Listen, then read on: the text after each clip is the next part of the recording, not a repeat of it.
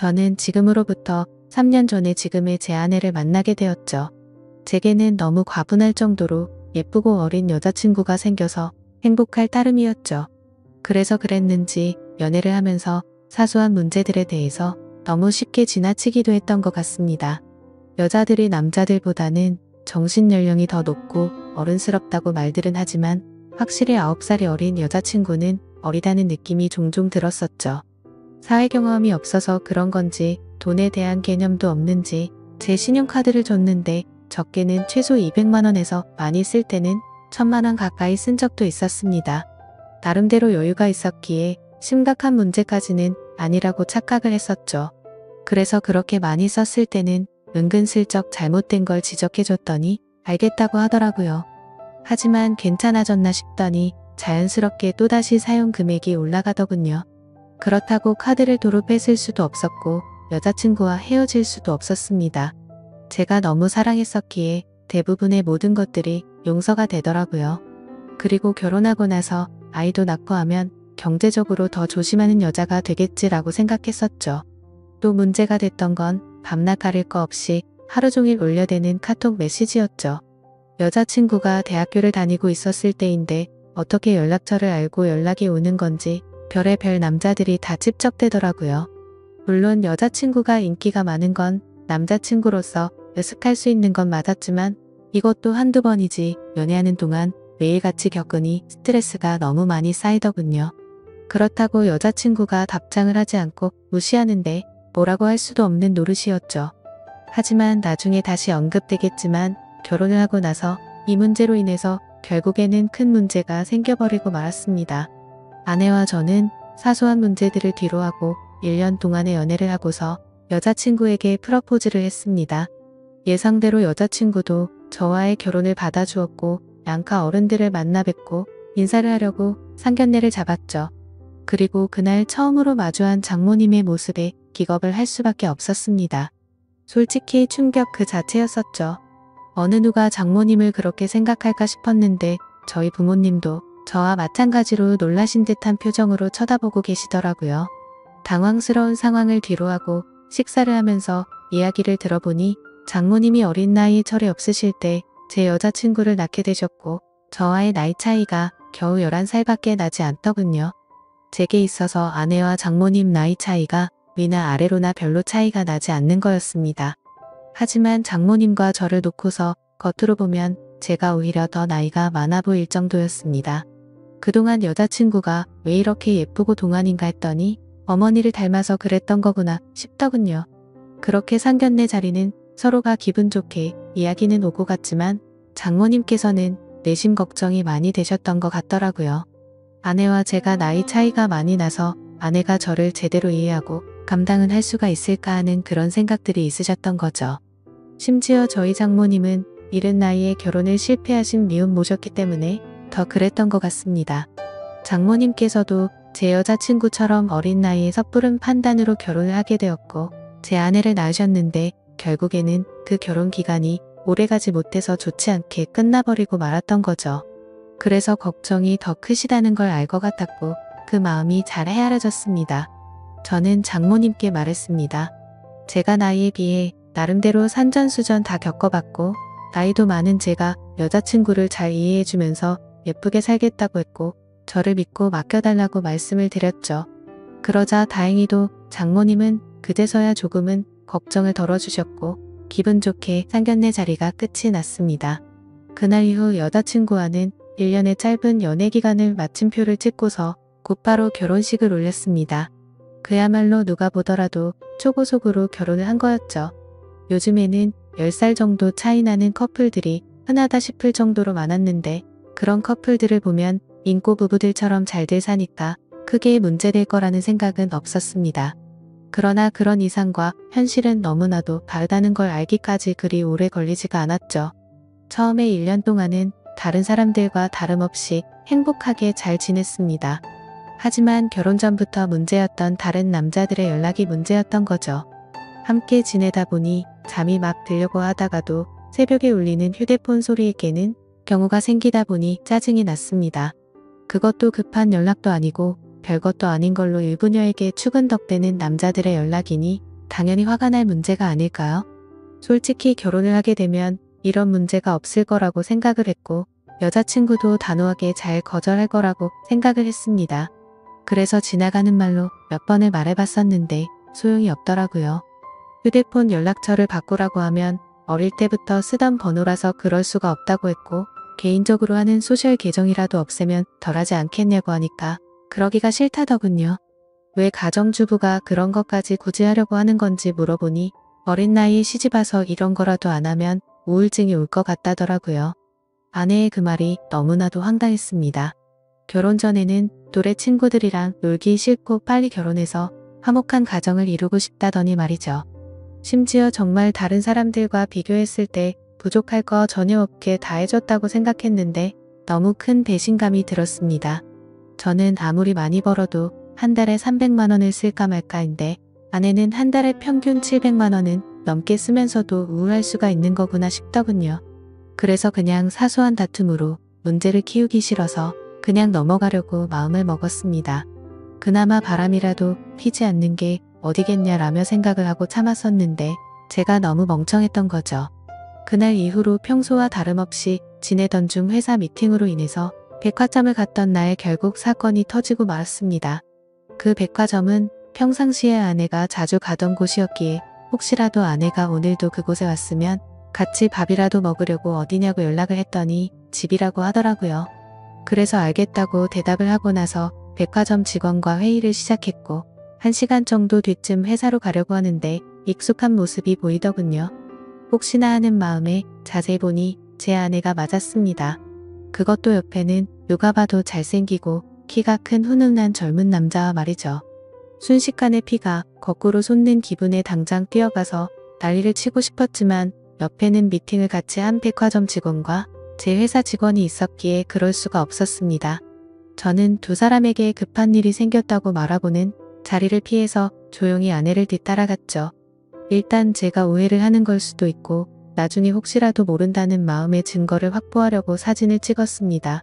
제발 제가 착각하는 거라고 믿고 싶었지만 그런 바람은 이루어지지가 않더군요. 잠깐 동안 따라다녔지만 마치 연인처럼 팔짱을 끼는가 하며 남자 신발부터 시작해서 화장품이며 옷을 사서는 죄다 그 남자에게 선물을 하고 있더라고요. 그것도 제가 열심히 일해서 번 돈으로 말이죠. 그동안 제 것을 종종 사왔기에 카드 내역을 보면서도 단 한 번도 의심을 해본 적이 없었습니다. 그렇게 아내와 그 남자는 백화점 쇼핑을 마치더니 겁을 상실해버린 건지 너무나도 자연스럽게 팔짱을 낀 채로 엘리베이터로 향하더군요. 솔직히 그때 많은 고민을 했습니다. 분노가 머리끝까지 치밀어 올라서 당장 달려가서 난리를 칠까도 생각했지만 이혼을 해야겠다라는 생각이 들었기에 억지로 참으면서 따라갔습니다. 다행인지 아닌 건지는 참 모르겠지만 그 둘은 다른 연인들처럼 데이트를 하는 것 같더니 밥을 먹고서 각자 헤어지더군요. 아내가 집으로 들어가는 걸 확인하고 나서 차에 앉아서 한참 동안을 고민했습니다. 증거가 충분하지 않은 마당에 지금 모든 걸 밝혀버릴지 아니면 무조건 이혼한다는 생각으로 확실한 증거를 수집할지 말이죠. 그런데 그런 증거를 수집하는 걸 상상만 해도 정신이 나갈 것 같더라고요. 결국 도저히 이대로는 참을 수가 없어서 곧바로 집으로 들어가서 아내를 불렀습니다. 무표정으로 차분한 목소리로 부르는 게 이상하다는 걸 눈치챘는지 아내는 제 눈치를 살피더군요. 그래서 저는 지금부터 내가 하는 이야기에 거짓말을 조금이라도 한다면 우리 사이는 끝이라고 못을 박았습니다. 그리고 나서 아침에 찍었던 사진들을 보여주면서 이 남자 누구냐고 물어봤죠. 그러자 아내는 정말 미안하답니다. 그런데 생각하는 그런 오해할 짓은 절대로 하지 않았다고 하더군요. 그동안 아내는 집에서 가정주부로 살면 마냥 행복할 줄만 알았답니다. 그런데 집에서만 지내다 보니 너무 우울증이 심해졌고 그러다가 메시지를 주던 한 남자와 이야기를 했답니다. 결국 그러다 호감이 가서 연락을 주고 받았지만 오늘 만난 게 두 번째였고 그 남자와 아무런 일도 없었다고 하더라고요. 솔직히 그 말이 믿고는 싶었지만 바보같이 온전히 다 믿을 수가 없어서 말했습니다. 너는 겨우 2번 만난 사람한테 저런 명품들은 선물하냐고 물어봤죠. 그러자 아내는 자신이 너무 돈에 대해서 별 다른 생각이 없었던 것 같았다고 하더군요. 그냥 아무런 생각도 없이 선물을 해준 건데 지금 생각해보니 제정신이 아니었던 것 같답니다. 저는 그래서 단호하게 무표정으로 대답을 했죠. 이미 우리는 신뢰가 깨져서 예전처럼 믿고 지낼 수가 없을 것 같다고 말했고 이혼하자고 했습니다. 그제서야 아내는 상황의 심각성을 깨달았는지 울면서 말했죠. 거짓말 없이 전부 솔직하게 말했는데 왜 그러는 거냐며 2번 다시는 이런 일 없을 테니까 한 번만 용서해달라고 했고 제 바람대로 개인 소셜 계정도 지울 거고 연락처도 다 바꿔버린다고 하더군요. 그리고 카드도 사용하면 오해할 일 없게 카드 내역 전부 보라고 하면서 울더라고요. 솔직히 너무 많이 사랑했었기 때문에 이혼을 한 번도 생각조차 못 해본 터라 저도 너무 당황스러웠습니다. 그래서 어떻게 하는 게 맞을지 한참을 고민하다가 아내의 눈물에 마음이 약해져서 결국 용서를 해주게 되었죠. 그래도 그날부터는 많은 부분들이 달라지기 시작했습니다. 아내는 약속했듯이 번호도 바꾸고 소셜 계정도 지워버렸고 지나친 카드 사용도 줄어들었죠. 그리고 우울한 마음을 없애고 요리를 배울 거라며 장모님 댁을 자주 왕래하더라고요. 하지만 그런 모습에도 불구하고 제 깊숙이 자리 잡은 의심은 절대로 사라지지가 않았습니다. 아내의 말대로 장모님 댁을 가는 게 맞는지 몰래 따라가 본 것도 수차례였으니 말이죠. 아무튼 그렇게 겉으로는 아무렇지 않은 척 생활을 하던 중 아내는 임신을 하게 되었습니다. 그 소식을 듣고부터는 아내에 대한 의심도 많이 줄어들었던 것 같고 예전처럼 아낌없이 잘 대해줬죠. 그리고 날이 갈수록 평소에도 장모님을 잘 따르던 아내는 신체적인 변화들이 생겨나자 그 이전보다도 더욱 많이 장모님을 찾았고 아내가 장모님 댁을 가는 횟수보다도 장모님께서 저희 집으로 찾아오시는 경우가 더 잦아지셨습니다. 저희 집과 장모님 댁은 대중교통을 이용하게 되면 비교적으로 가까운 거리여서 장모님은 이른 아침에 저희 집으로 찾아오셔서 제 저녁까지 챙겨주셨습니다. 뭔가 기분이 참 묘하더라고요. 무슨 미모의 여배우가 와서 밥을 차려주는 기분인데 장모님은 음식 솜씨도 너무 훌륭하셨죠. 저는 그렇게까지 해주시는 장모님을 보면서 늘 감사했습니다. 그렇게 하루하루를 지내다 보니 아내가 임신 8개월이 넘었을 때부터 우리 부부는 갑자기 싸움이 잦아졌습니다. 제가 아내를 예전처럼 잘 대해줘서 그런 건지 아내의 본성이 다시 나오는 건가 싶은 그런 기분이었죠. 아무튼 저희 회사는 IT 업종이라 일의 특성상 야근이 많은 환경이었기에 늦게 들어가는 날이 많았습니다. 그럴 때면 아내는 제게 온갖 짜증을 내면서 화를 내더라고요. 어떻게 임신한 자신을 두고 매번 이렇게 늦게 들어오냐고 말이죠. 심지어 혹시 자신을 이렇게 만들어 놓고 다른 데 가서 딴 여자랑 놀아나는 거 아니냐고 하더라고요. 아내는 그새 본인이 했던 일을 까맣게 잊어버린 건가 싶더군요. 적반하장도 유분수지 누가 누굴 의심해야 하는 건지 참 황당하고 어이가 없었습니다. 솔직히 그때까지만 해도 정말 하늘의 맹세코 절대로 한눈을 판 적이 없었거든요. 그리고 사장이라는 자리에 있기 때문에 가끔은 사기 진작을 위해서라도 직원들과 회식을 해야 하는데도 불구하고 사회생활을 안 해본 티를 내는 건지 아내는 그런 상황들을 절대로 이해해주지 않더라고요. 그냥 회사 일부터 시작해서 집안일까지 일부러 시비를 거는 거 아닌가 하는 생각까지 들었습니다. 아이를 갖기 전까지만 해도 제가 사장이니까 직원들에게 이렇게 해줘야 한다, 저렇게 해줘야 한다 라며 제게 많이 내조를 해줬었던 아내인데 갑자기 이렇게 달라지고 이제는 직원들 챙길 시간이 어디 있냐며 되려 성질부터 내는 겁니다. 그런 모습들로 인해 저도 마음이 많이 지쳤고 제 나름대로 힘들어서 술로 스트레스를 풀어가면서 지내왔습니다. 그리고 그렇게 힘들어하는 모습들을 장모님이 가장 가까이에서 지켜보고 계셨었죠. 그러던 어느 날 제가 퇴근하고 집으로 돌아오자 장모님께서는 피곤하지 않으면 집까지 데려다 줄 수 없겠냐고 하시면서 조심스레 말씀을 건네시는 겁니다. 동시에 제 아내에게 박서방을 데리고 가서 집에 무거운 물건들 위치를 좀 바꾼다며 저녁 먹이고서 집으로 돌려보내겠다고 하시더군요. 아내는 알겠다면서 집에 올 때 아이스크림을 사오라고 해서 저는 아내에게 알겠다고 대답을 하고서 집 밖으로 나섰습니다. 그렇게 장모님 댁으로 가는 도중에 이런저런 다양한 이야기들을 많이 했습니다. 장모님께서는 제가 많이 힘들 것 같다면서 저를 위로해 주셨고 지금은 힘들더라도 나중에는 상황이 나아질 거라고 말을 해주시더라고요. 저는 저를 위로해 주시는 장모님에게 고마운 마음이 들었고 평상시에도 장모님께서 미혼모였다는 사실을 알게 된 후부터 아내를 곱고 바르게 잘 키우셨다는 생각에 존경스러웠습니다. 그래서 아무 생각 없이 그런 모습이 존경스럽다고 말씀을 드렸는데 당황스럽게도 장모님께서는 갑자기 왈칵 눈물을 흘리시더라고요. 그러시면서 왜 미혼모가 되었는지에 대한 이야기들을 해주시고 왜 혼자서 딸을 키워왔는지 그런 많은 이야기들을 해주시더라고요.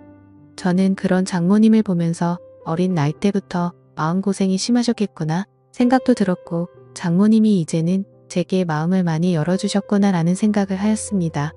그리고 그런 이야기를 듣고 있자니 저도 덩달아 마음이 아팠고 아직도 여자같이 여린 장모님을 보면서 묘한 감정이 생겨나더라고요. 그렇게 그날은 장모님 댁으로 가서 식탁과 TV 선반대를 옮겨드렸고 비빔국수를 얻어 먹고서 집으로 돌아왔습니다. 하지만 그날 이후로 장모님과 저와의 사이에서 문제가 생겨났습니다. 점심에 매일 밖에서 음식을 사서 챙겨 먹는 걸 말씀드렸는데 그런 저를 안쓰럽게 생각해 주셨는지 장모님은 매일같이 도시락을 직접 싸서 제게 가져다 주셨습니다. 장모님은 딸을 보려고 집에 가는 길에 들려서 주는 거라고 말씀하셨지만 제가 운영하는 회사는 저희 집과는 버스로 3정거장 더 멀리 떨어져 있었습니다. 그래서 처음에는 장모님의 수고스러움에 부담스러운 마음도 있었지만 어느 순간부터는 장모님과 점점 더 가까워졌고 그런 일상들이 당연하게 여겨지더군요. 그러다 보니 오늘은 무슨 반찬을 갖다 주실까라는 생각도 하고 저도 모르게 장모님을 기다리고 있더라고요. 그리고 그런 나날들을 보내다 보니 경비실에 계신 분들과 청소하는 분들이 사모님이 이렇게 정성스럽게 도시락을 매일 갖다 주시냐며 사모님이 연예인처럼 미인이시다라고 하시더군요. 아마도 주변 분들이 볼 때는 당연히 부부 사이라고 봤을 것 같습니다. 장모님의 외모는 너무 동안에다가 저와 나이 차이도 많지 않았고 미모도 연예인처럼 훌륭하셨으니깐요. 심지어 어떤 장모님이 이렇게 매일같이 도시락을 싸서 직접 갖다 줄 거라고 상상이나 할까요? 저는 아내와 연애할 때부터 결혼해서까지 이렇게 따뜻한 배려를 받는 건 처음이었고 정말 아내와 장모님의 행동이 비교가 되면서 뭔가 모를 마음이 들더라고요. 아무튼 그렇게 시간은 흘러갔고 저와 아내 사이에서 아이가 태어났습니다. 하지만 믿음이 깨지지 않을 거라고 수천 번을 생각했지만 그때부터 또다시 의심이 커져갔죠. 누가 보더라도 아이의 생김새가 아내도 닮지 않았고 저와도 너무나도 달랐기 때문입니다. 물론 조금 더 커봐야 알 수 있다고는 하지만 의심보다는 확실한 게 좋다고 생각을 했고 저는 조용히 유전자 검사를 의뢰하게 되었죠. 그렇게 아내는 아무것도 모른 채 아이를 낳고 산후조리원에 있었고 그동안 저는 혼자서 집에 있어야 했습니다. 아내의 몸이 약한 편이라 남들보다 더 길게 해서 3주 동안 그곳에서 지내기로 했고 그러면 그 오랫동안 제가 밥도 제대로 못 챙겨 먹겠고 살림도 제대로 안 되겠다며 장모님과 아내가 말하더군요. 그렇게 여타저타한 아내가 퇴원하고 집으로 돌아올 때까지 당분간은 장모님께서 저희 집에서 생활을 하시기로 했습니다. 유전자 검사 결과가 나오기까지 비밀로 하기 위해서 평상시와 다름없이 행동했습니다. 첫째 날에는 산후조리원에서 밤 늦게까지 있다가 집으로 돌아와서 별 다른 일이 벌어지지 않았는데 둘째 날에는 결국 일어나서는 안 될 일이 벌어지고야 말았습니다. 그날은 첫째 날보다 일찍 집으로 들어갔는데 장모님이 민소매에 굉장히 짧은 반바지에 편한 차림으로 청소를 하고 계시는 겁니다. 그 모습을 보는 순간 저는 정말 깜짝 놀라버렸습니다. 사실 말이 장모님이지 40대 초중반의 장모님은 밖에서 보면 어느 남자들이나 뒤돌아볼 만큼 미모가 훌륭했고 관리를 잘하셔서 20대 못지않은 몸매셨죠. 장모님이 아니라 다른 여자였다면 이렇게 놀라지도 않고 아마도 계속 몰래 쳐다보았을 정도입니다.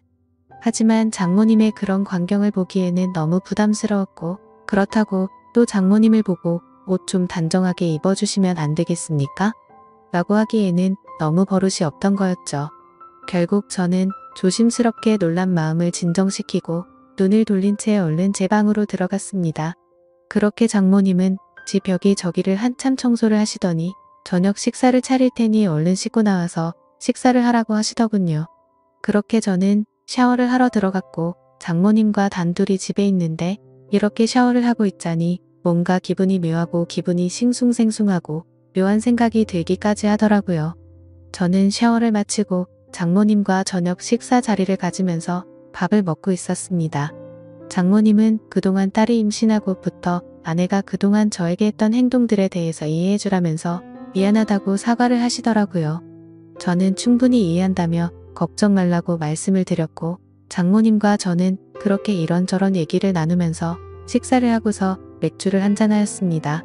한 병이 두 병이 되고 두 병이 세 병이 되고 점점 마시다 보니 장모님과 저는 금세 술에 조금 취하게 되면서 그때 이미 저희 둘 사이에 아내의 존재는 서서히 흐려지기 시작했습니다. 마치 오래 만나온 이성 간의 친구처럼 장모님이 점점 더 예뻐 보였고 기분이 좋아졌습니다. 어쩌면 아내와 매번 느끼고 지내던 세대 차이를 장모님과는 전혀 느껴지지 않았고 그렇게 긴 대화를 주고 받았던 것 같습니다. 냉장고에 있던 맥주들도 다 동이 나게 되었고 오래간만에 술이라 뭔가 부족하더군요. 그때 눈에 띈 건 진열대에 놓여있던 양주였고 그 양주를 열면서부터 저희 둘의 경계선도 열리게 되었습니다. 40대 초중반의 나이의 얼굴은 30대 못지않고 또 몸매는 20대도 부럽지 않을 만큼의 장모님은 누가 봐도 관리를 잘했기에 그동안 저도 몰래 키워왔던 제 마음이 저도 모르게 생겨나기 시작했습니다. 술에 잔뜩 취해버려서 식탁에 엎드려 자고 있는 장모님을 보고 있는데 정말 피부가 뽀얗고 잡티 하나 없이 너무 예뻐 보였습니다. 그래서 저도 모르게 아내가 아니라 장모님을 만났으면 어땠을까요? 라고 했고 잠들어 있는 장모님을 앞에 두고 모든 사실을 터놓고 하소연을 했죠. 결혼 후에 아내에게 있었던 일에 대해서 말을 했고 믿음이 없어졌다는 사실과 장모님의 행동들이 너무 설레어서 이제는 내 감정과 마음을 모르겠다는 말을 했습니다. 그리고 결정적으로 유전자 검사를 했다는 사실까지 말을 해버린 거죠. 그 말을 꺼내고 나서는 아차 싶어서 봤지만 아무런 미동조차 없는 장모님을 보면서 안심을 했고 더 이상 실수를 해서는 안 되겠다 싶어서 방으로 들어가서 잠을 잤습니다. 그리고 다음날 일어나서는 사이로서 해서는 안 되는 말과 유전자 검사를 했다고 말한 기억이 들면서 깜짝 놀랐습니다. 혹시나 하는 마음에 얼른 거실로 나가보니 장모님은 전날에 술을 너무 마셔서 기억이 없다면서 정리가 안 된 술자리를 정리하고 계시더군요. 저는 속으로 한숨을 내쉬며 한편으로는 다행이라고 안심하면서 어색하지 않은 티를 내려고 TV를 봤습니다. 그날은 아내 출산으로 인해 회사를 쉬고 있어서 집에 있었는데 점심때가 다 되어서 장모님은 아내에게 다녀온다며 집 밖으로 나가셨습니다. 그래서 저는 조금은 편안해진 마음으로 조금 더 쉬고 있었습니다. 그날은 어제 있었던 일로 인해 아내에게 죄책감이 몸둘바를 몰라서 차마 얼굴을 보러 갈 수가 없겠더군요. 그렇게 저는 반성을 하면서 집에서 있었고 시간은 자정이 다 되어갔습니다.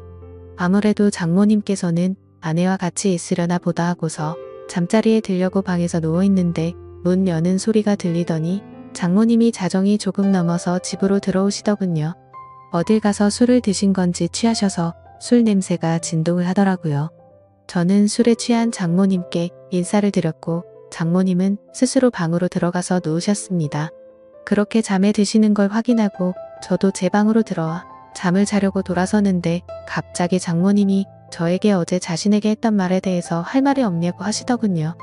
내가 어제 잠든지 알았냐며 어떻게 내게 그런 말을 할 수가 있냐고 하더라고요. 저는 정말 깜짝 놀랐고 혹시라도 아내에게까지 이 얘기를 하신 건 아닐까 너무나도 놀랐습니다. 곧장 저는 장모님에게 다가가서 무릎을 꿇고 빌었습니다. 그리고 솔직하게 말했습니다. 그동안 아내에게 받아온 내조와 다르게 장모님이 해주시던 배려가 너무 좋았다고 했죠.